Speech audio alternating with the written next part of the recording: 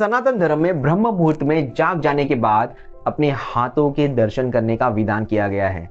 अपने हाथों को देखते हुए एक श्लोक बोलना है।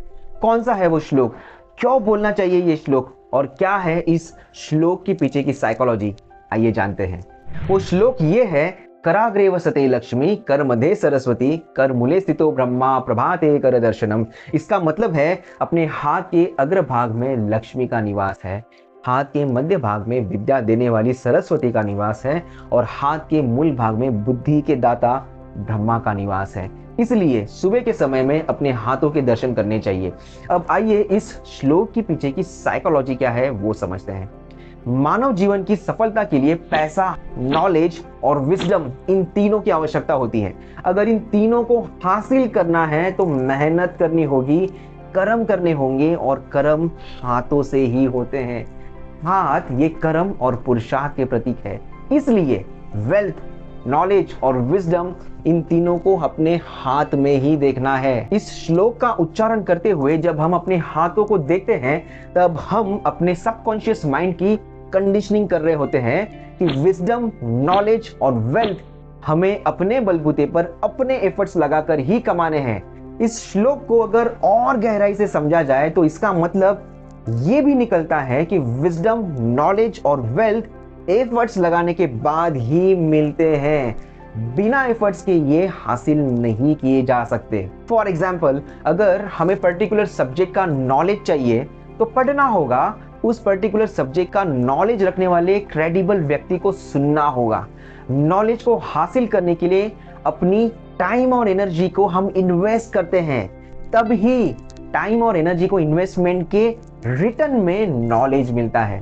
मतलब यहाँ नॉलेज को पाने के लिए हमें एफर्ट्स लगाने ही है। सिमिलरली पैसा कमाने के लिए भी, चाहे नौकरी के जरिए हो या बिजनेस के जरिए, हमें टाइम एंड एनर्जी इन्वेस्ट करने ही पड़ते हैं। उसके बाद सैलरी क्रेडिट का मैसेज आता है और बिजनेस में क्लाइंट या कस्टमर से पेमेंट आती है।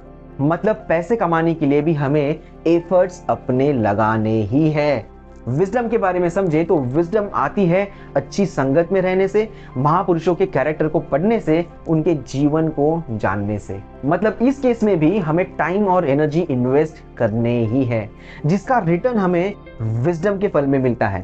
बेसिकली अपने टाइम और एनर्जी को इन्वेस्ट करना मतलब मेहनत करना, कर्म करना है। विजडम, नॉलेज और पैसा, ये तीनों एफर्ट्स डालने के बाद ही मिलने वाले हैं। ये माइंडसेट एक बार हमारा बन गया तो हम अपने लाइफ में कभी भी गिव अप नहीं करेंगे। That means there is only one option and that is giving your efforts। और जब चॉइस ही एक है तो उसे एक्सेप्ट करना ही होगा। That's how we get mentally inclined towards putting our efforts to achieve wealth, knowledge and wisdom।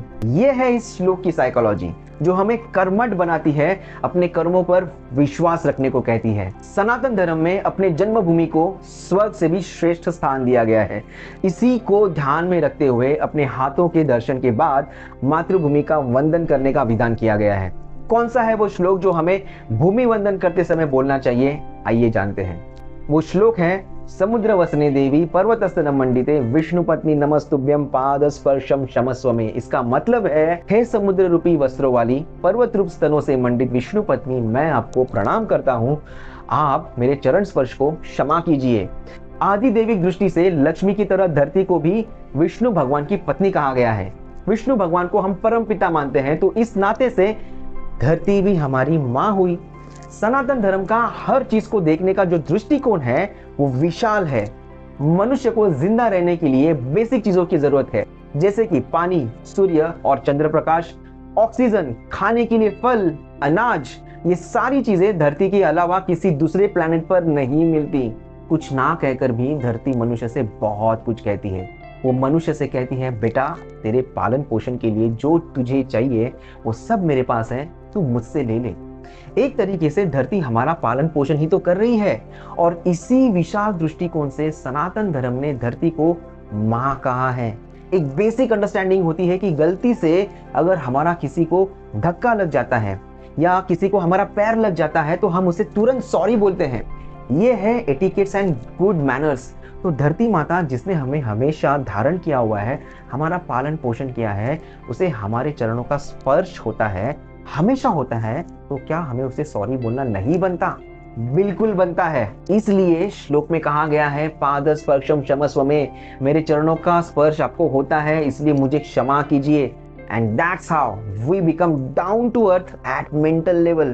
Friends, as you know, हमारा किसी भी चीज की तरफ देखने का आउटलुक बहुत मैटर करता है। इनफैक्ट यही आउटलुक हमारी लाइफ को बना भी सकता है और बिगाड़ भी सकता है। सनातन धर्म की यही खासियत है कि वो हमें जिंदगी की तरफ उदार और विशाल दृष्टिकोण से देखना सिखाता है।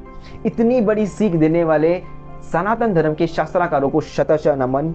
मिलता हूं आपसे अगले वीडियो में, तब तक के लिए नमस्कार।